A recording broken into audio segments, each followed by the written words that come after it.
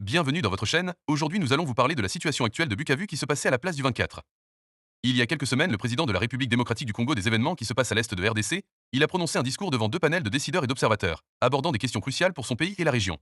Absolument pas l'impression que l'opposition qui a pris les armes, qui a fomenté avec le Rwanda ce coup contre la République est dans son bon droit. D'ailleurs, la preuve, c'est que les vrais commanditaires se cachent.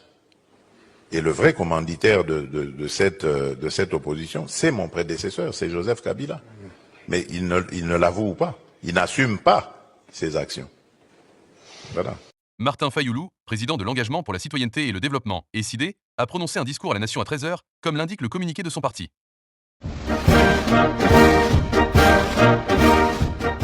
Mes chers compatriotes, notre pays est en train d'être détruit sous nos yeux. Il est impératif d'agir sans tarder pour empêcher l'irréparable, à savoir la balkanisation du Congo. Une menace imminente qui met en péril notre souveraineté. Nous n'avons plus d'autre alternative. Il est temps de sauver notre nation du spectre d'effondrement. Depuis le 30 juin 1960, notre pays n'a jamais affronté un défi aussi existentiel. La guerre qui ravage actuellement notre territoire menace l'unité de notre nation. Dans ces contextes d'extrême urgence, la cohésion nationale doit s'imposer comme notre priorité politique absolue. Chaque jour, nos villes, nos territoires, nos villages et nos provinces tombent sous les jougs des agresseurs, tel un héritage laissé à l'abandon.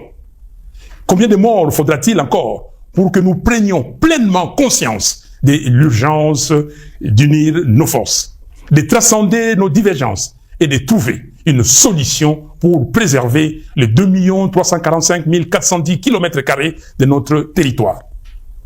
La balkanisation du Congo, insidieusement orchestrée sous nos yeux, ne saurait être tolérée. C'est un projet ignoble, une profanation de l'héritage légué par Simon Kimbangu et Patrice Lumumba. Aujourd'hui, plus que jamais, il incombe à chaque Congolais d'assumer sa part des responsabilités dans la lutte pour la sauvegarde de notre pays. Cette guerre, ces souffrances, ces vies fauchées en grand nombre nous enjoignent à un profond changement d'attitude. Nous ne pouvons plus nous permettre l'inaction ni la complaisance. Il est de notre devoir de contrer ceux qui cherchent à diviser notre peuple et à nous précipiter vers notre propre perte. Face à l'ampleur du désastre, la division interne est un luxe que nous ne pouvons plus nous offrir. L'initiative congolo-congolaise, que nous qualifions de processus de Kinshasa, proposée par la CENCO et l'ECC, constitue une opportunité historique pour mettre fin à la guerre et reconstruire notre pays. Ce projet ne se limite pas à un simple appel à la paix. Il incarne une profonde refonte de notre approche politique, une véritable révolution dans notre manière de vivre ensemble. Je lance donc un appel ferme à tous les Congolais, quelles que soient leurs appartenances, à se rallier à cette dynamique de réconciliation et de cohésion nationale. L'heure est à la responsabilité individuelle et collective. Il est temps d'agir pour sauver notre pays. J'exhorte Corneille Nangaa à déposer les armes, à faire prévaloir l'intérêt supérieur de la nation, en pensant à l'intégrité de notre territoire national et surtout à reconnaître les droits inaliénables à la vie de ses frères et sœurs. J'en appelle à Joseph Kabila afin qu'il se remémore tout ce que le Congo lui a donné et qu'il s'engage résolument en faveur de la paix. J'invite Félix Tshisekedi à mesurer l'ampleur du désastre qui accable notre pays et à soutenir sans réserve l'initiative des évêques de la CENCO et des pasteurs de l'ECC. J'encourage enfin l'ensemble des responsables religieux à s'unir derrière ces processus salvateurs pour notre nation. C'est une catharsis. Mes chers compatriotes, il est impératif que nous agissions sans délai pour mettre un terme à la guerre, stopper les massacres des Congolais, en finir avec les déplacements forcés de nos concitoyens, restaurer l'intégrité de notre territoire et alléger les souffrances de notre peuple. Il est temps de replacer notre nation sur la voie du développement, du progrès et de la dignité. Que Dieu bénisse le Congo et son vaillant peuple. Je vous remercie. Corneille Nangaa, leader politique de l'Alliance Fleuve Congo, AFC, et du groupe rebelle M23 a organisé un meeting à la place du 24 à Bukavu. Cet événement a été marqué par 2 explosions qui ont eu lieu après le départ de Nanga, selon des journalistes de l'AFP présents sur les lieux. Suite à ces incidents, Nanga a accordé une interview où il a exprimé sa préoccupation concernant la sécurité des participants et a appelé à une enquête approfondie pour identifier les responsables de ces attaques. Il a également réaffirmé l'engagement de l'AFC et du M23 à poursuivre leurs activités politiques et à défendre les intérêts de la population congolaise. Sur l'après-midi, nous voici à Bukavu,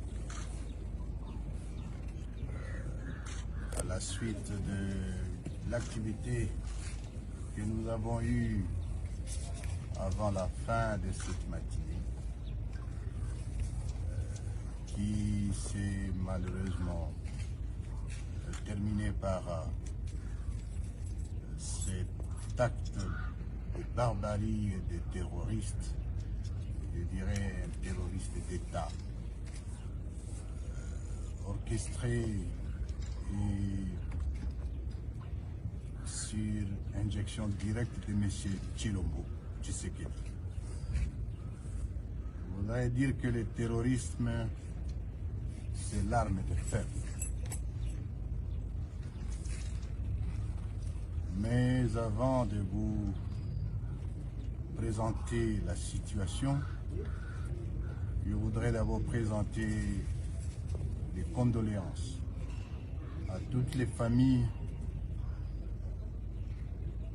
qui viennent de perdre le leur et la compassion à ceux qui sont blessés.